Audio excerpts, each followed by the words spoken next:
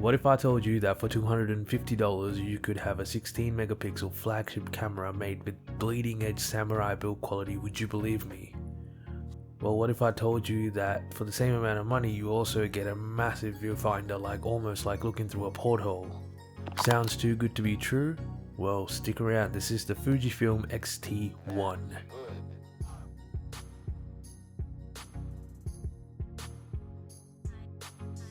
One of the most striking features of this camera, if you could even call it that, would be the way it handles light. I'm not sure if it has something to do with the X-trans sensor, which is different to the normal Meyer sensors or the normal CMOS sensors. I'm not really sure how all of that works, but what I do know is that this camera handles light in a very unique way that I haven't seen since the last time I held on to my Nikon D700.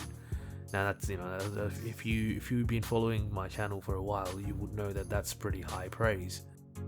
The color rendition is nothing short of remarkable. I mean I'm sure you guys can see from the footage or the pictures on the screen right now how vivid, and the black and white photos in particular, how the micro contrast, the little differences in the tonal shades, if you could even call it that, the way that it's all represented and captured with each photo, it's very unique. So for such small amount of money, I really can't understand how people are overlooking this camera for other options.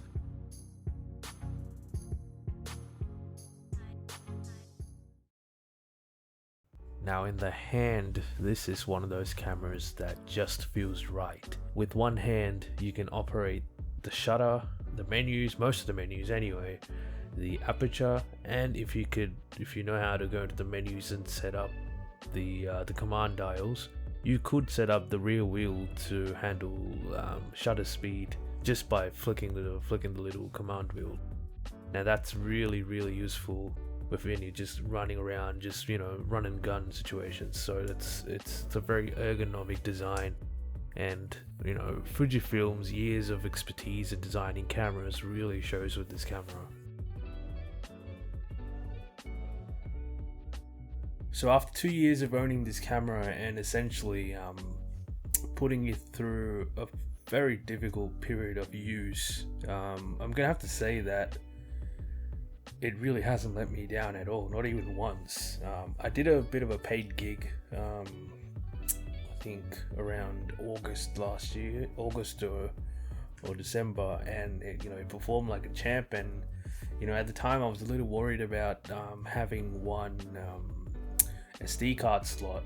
Obviously, when you do paid gigs, one SD card slot can be a bit of a hassle, for obvious reasons, because of redundancy reasons.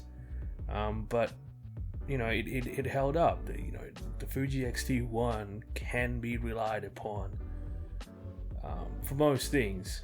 Although in saying that, I wouldn't really recommend it for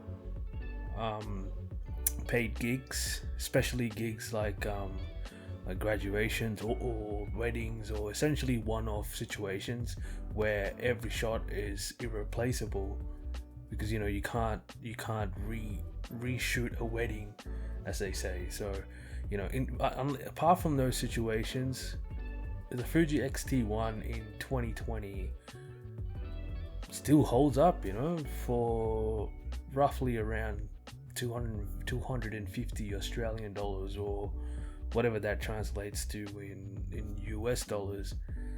It's a very hard to beat bargain right now as it is with the market, the way the camera market's been going. It's a very hard to beat proposition for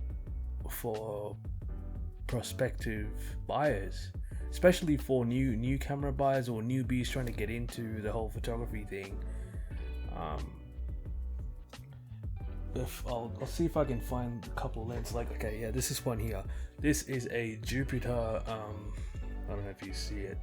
It's a Jupiter 9, I believe that's what it's called. Jupiter 8 or Jupiter 9. Let me have a look. Yeah, it's a Jupiter 9. It's an 85mm f2.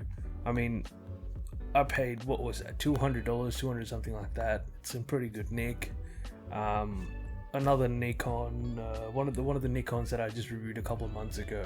It's called a Nikon 75-1 50mm f3.5 E series lens. I mean, that should cost you somewhere around $100. So combine those two lenses, get yourself one of those Fujifilm, one of the kit lenses, and you know that's essentially an entire kit, and with two primes, and you know you're good to go. You know, the color rendition is amazing. All the ergonomical features, as mentioned earlier, are pretty top notch to this day, and the build quality is pretty hard to beat. You know, like for the amount of money you're probably going to be paying for this camera today, the only other options you potentially could have, you know, what you're going to run into a Canon T5i, maybe you might run into an old Nikon D700 series, which by the way is a very decent camera by itself. My uncle just got one of those, and you know, if you can't take a good shot with the Canon D700, you're definitely not going to get a better shot with the Fujifilm XT1, and you definitely, you know, that goes without saying. Regardless of what gear you get your hands on, if you don't have the skills to take a decent photo, you're not going to take a decent photo with any camera. So that goes without saying. You know, there is a saying in photography called "date the bodies and marry the lenses," and that is, you know, that's essentially what I'm trying to portray here. So, you know, take that as, you know, as it is. You know, if you like it, agree with it, whatever. You know, if you don't, then you know, whatever. You know, more power to you. But in saying that, I do highly recommend this camera this year. I mean, in 2020, and I really do see myself recommending this for the foreseeable future, at least until the Fuji X-T2 gets closer to the $500 mark. This one is hard to beat, and I suspect more and more new camera buyers are going to be jumping on this bandwagon, and you will see more, I guess, reviews on YouTube in the coming years. And for, you know, like I said throughout this entire video, for good reason. You know, like I've tested this thoroughly, I've taken this overseas, this has lived a rough life, and like up to the point that I got my hands on it, and since I've gotten my hands on it, I've been even rougher on it, and you know, it's held up, nothing's falling apart, and you know, it is what it is, man. It's a good camera. For the amount of money you're hopefully going to be paying for it. Do not pay anything more than 350 Australian dollars, or whatever that translates to in US dollars. As long as you pay below that, pretty hard to beat. The color rendition's amazing.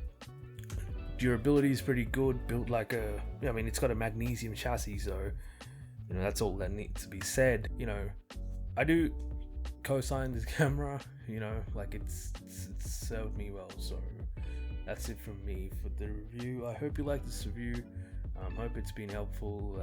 Hope you like the new setup with the lighting and everything. I am trying to make this work a bit. So you know, thanks for sticking by. Like, subscribe, comment below what you want me to cover next.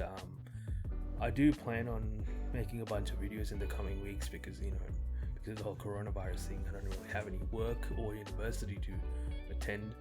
So, you know, hope you like this video. Like, subscribe, let me know your thoughts in the comments below. And that's it. I'll see you guys